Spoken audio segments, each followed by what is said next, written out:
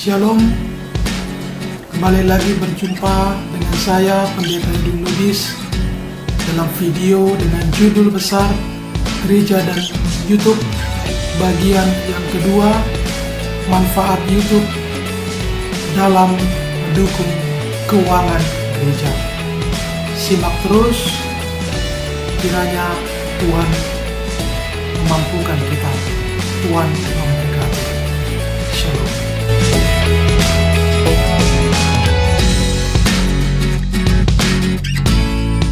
Jemaat yang terkasih, pada masa-masa pandemi virus corona dimulai sejak bulan Maret hingga bulan Juni atau bahkan kita tidak tahu sampai kapan. Tentu masa-masa sulit seperti ini membuat gereja terpuruk. Bukan hanya sulit beribadah, tetapi juga di dalam hal keuangan gereja ikut merosot, atau bahkan saya menggunakan istilah terjun bebas. Apalagi pada masa new normal nantinya yang akan kita hadapi bersama-sama. Sekalipun sedikit terobati, kita bisa beribadah di gereja, namun ada batasan-batasan protokol kesehatan yang harus sama-sama kita perhatikan. Kita melihat bahwa ada batasan yang harus sama-sama kita perhatikan. Protokol kesehatan ketika diselenggarakannya ibadah di gereja. Dan tentu batasan ini sedikit mengobati bagi setiap kita yang mau beribadah minggu.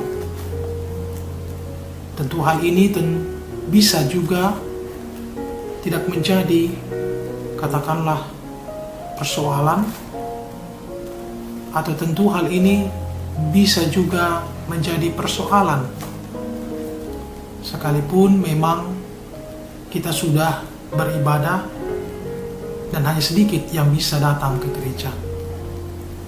Dan kesulitan di masa pandemi atau bahkan nanti new normal adalah merosotnya keuangan gereja. Karena memang kegiatan atau bahkan ibadah minggu tidak bisa maksimal seperti sebelumnya. Karena itu apa yang harus dilakukan oleh gereja kita masing-masing?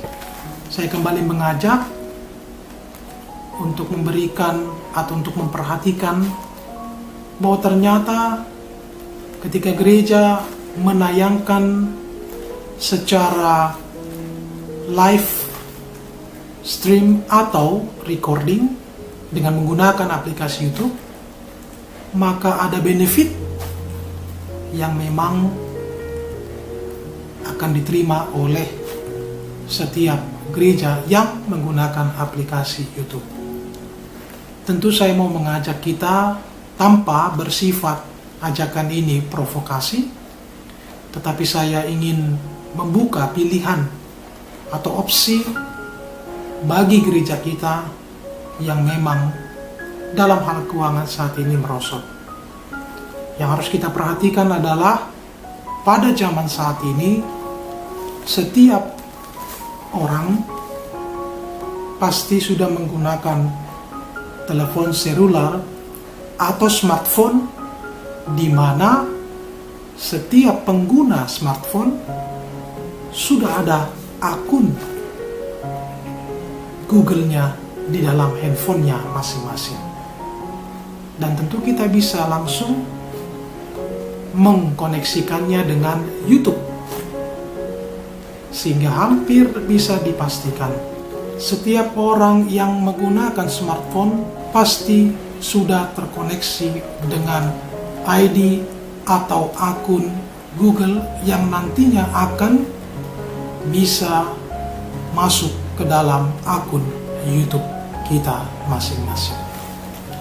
Karena itu, ketika ada gereja kita menggunakan channel gereja untuk menayangkan acara ibadah atau kegiatan lainnya melalui akun YouTube, maka sebagai warga gereja kita bisa memberikan yang terbaik, mendukung atau mensupport channel gereja kita masing-masing dengan cara mensubscribe. Yang kedua adalah menekan tombol lonceng. Dan yang terakhir adalah jangan pernah jemu-jemu kita menonton tayangan video atau konten yang ada di gereja kita masing-masing.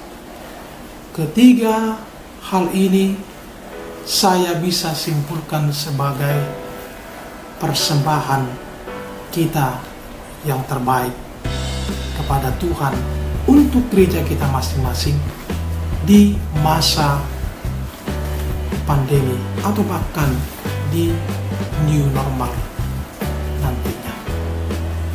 Jadi dengan mensubscribe, dengan membunyikan lonceng, dan juga dengan menonton tayangan di channel gereja kita masing-masing, maka itu adalah persembahan kita yang terbaik di masa pandemi saat ini.